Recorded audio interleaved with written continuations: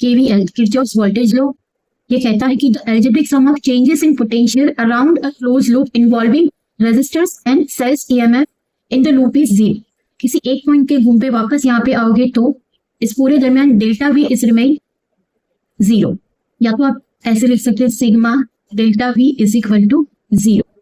हमें ये समझना है कि अगर हम ईएमएफ की बात करें तो ईएमएफ इस तरह से होगा और इस तरह से। यहाँ से देखो आप नेगेटिव टर्मिनल से पॉजिटिव टर्मिनल की तरफ अगर जा रहे हैं तो पोटेंशियल ऑब्वियसली इंक्रीज होगा। उस टाइम पे ये जो पोटेंशियल है उसको हम पॉजिटिव मानेंगे। अगर हम पॉजिटिव से नेगेटिव की तरफ जा रहे हैं तो पोटेंशियल डिक्रीज हो रहा है, इसलिए इसको नेगेटिव मानेंगे। अगर रेजिस्टर के टर्म्स में देखें तो मान लो कि ये रेजिस्टर है और ये है करंट की डायरेक्शन और हम लोग इस तरह से जा रहे हैं, करंट की डायरेक्शन में ही जा रहे हैं और इसकी वैल्यू है लेट्स से आर। उस टाइम पे जो वोल्टेज होगा अगर हम करंट की डायरेक्शन में जा रहे हैं तो यहाँ पे इस तरह से होगा पॉजिटिव नेगेटिव, तो यहाँ पे वोल्टेज ड्रॉप होगा।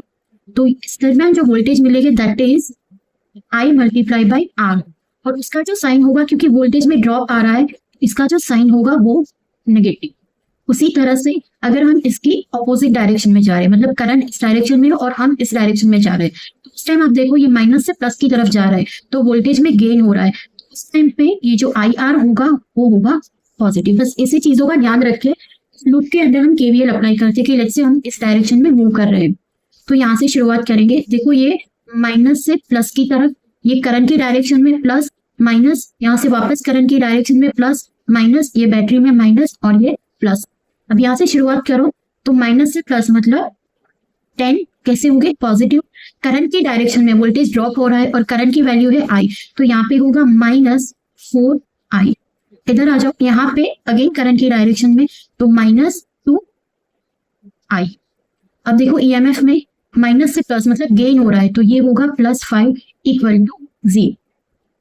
ओके, यहाँ से 4 और -2 मतलब कि -6i और ये होगा +15 इक्वल टू 0। यहाँ से 6i इज इक्वल टू 50, तो यहाँ से करंट हमें मिलेगा 15 डिवाइडेड बाई 6। सो करंट होगा 3 5 एंड 3 2 एम्पियर। इस तरह से करंट निकाला जाता है। तो ये हो गया किरचॉफ्स वोल्टेज लॉ, और ये किसके ऊपर बेस्ड है? ये कंजर्वेशन ऑफ एनर्जी के ऊपर बेस्ड है। जैसे केसीएल कंजर्वेशन ऑफ चार्ज के ऊपर बेस्ड है, ये कंजर्वेशन ऑफ एनर्जी के ऊपर बेस्ड है। Okay, thank you.